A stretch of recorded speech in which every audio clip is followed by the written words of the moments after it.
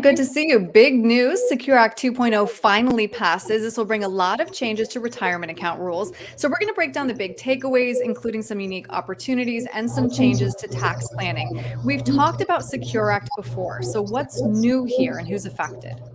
Yeah, so this is a big piece of legislation that came out, and there are going to be a ton of changes throughout it. And today we want to make sure to hit the highlights on some of the ones that mostly are going to affect our clients specifically.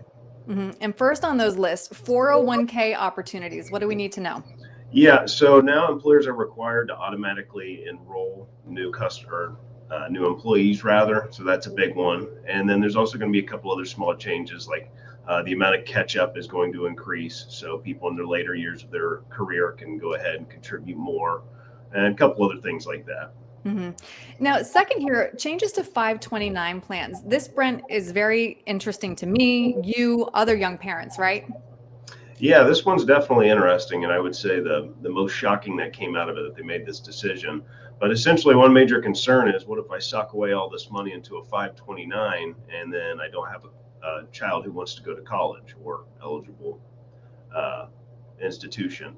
And so essentially what they're going to allow you to do is roll that into a Roth IRA for a beneficiary. And so that's really interesting, and then that definitely makes the savings a little bit easier to do. Next on your list here, some changes to QCDs. We've done separate breakout videos on these qualified charitable distributions. What's new?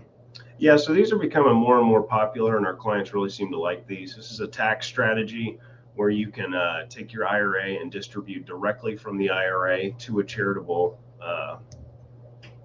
to a qualifying charity rather, and then that's not going to be included in your income. So it'll save you on the tax, and then you're able to contribute to your charities. So they've expanded things, and you're allowed to do up to 50,000 now moving forward.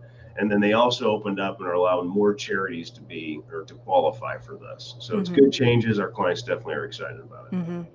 And then last on our list of big takeaways here, a new RMD age table. This is kind of a big deal. Yes, so they changed this right at the last minute. So everybody who was turning 72 in 2023 was going to have to take RMDs for the first time. That has changed. You can now kick the rock down the road one more year.